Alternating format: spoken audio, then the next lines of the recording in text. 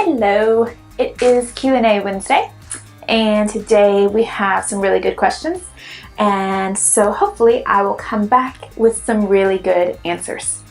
So the first one that I have is about cheat meals, and this is one that I get on a pretty regular basis, and so I'm glad that someone did ask this. So, am I gaining weight because of my cheat meals?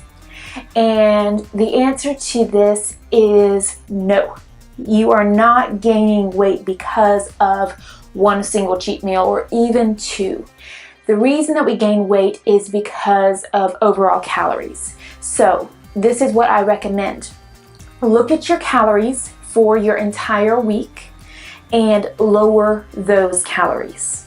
And once you lower those calories overall throughout the week, then you can afford to still have a cheat on the weekend. But if your calories throughout the entire week are too high and then you throw cheat meals on top of that, you are going to have a weight gain. And so you have to make sure that you are in a calorie deficit throughout the week, and then you can have a cheat meal. But if you are in a calorie surplus and then you throw more surplus on top of that, you will have excess weight gain. So that is why we do have to watch our numbers and kind of see where we're at on that tipping point. Are you underneath your calories or are you above your calories? So look at your numbers, see where you're at, and then you can kind of figure out if you deserve more food or if you need less food. So I hope that helps. The next one is, am I eating enough? Okay, this is what I want every single person to do. Find out what your basal metabolic rate is. Now, you can just find a simple calculator online and do that. Now, after you do that, I want you to look and see what your body type is. And every single person can kind of figure this out very quickly by just kind of looking at yourself and knowing your food patterns. Are you somebody who metabolizes sugar really well, or do you bloat up very quickly and do you hold a lot of fat? If you hold a lot of fat very quickly and you gain weight really easily, you probably need a lower carb diet. Now, I'm not saying low carb, I'm just saying lower. So that means whenever you are doing your macronutrient profile, you probably want to be on the lower end. So you would probably want to have about 30% carbohydrate diet. And then you would probably want about 35% or 40% protein, and the rest coming from your fats. Did I say that right? Somewhere around there. So that's where you kind of want to fall on that. You want more of your calories coming from the protein and from the fats and less from the carbohydrates if you do hold fat very easily. Now, if you're somebody who tends to hold muscle very easily and you burn fat very efficiently, you need more carbohydrate.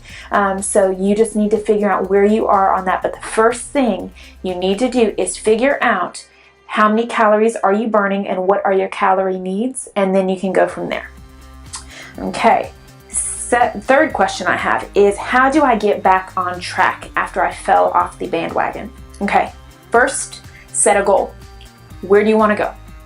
You have to write it down. Go over to Susanna Van and find the goal chart. I already have one set up for you. You can write out your goals. You can put your before picture. You can be very specific about where you're going, take your measurements, all of that, and you're good to go. Okay? Second, have a schedule. You have to have a workout schedule. If you don't have a plan, you don't have a schedule, you will fail.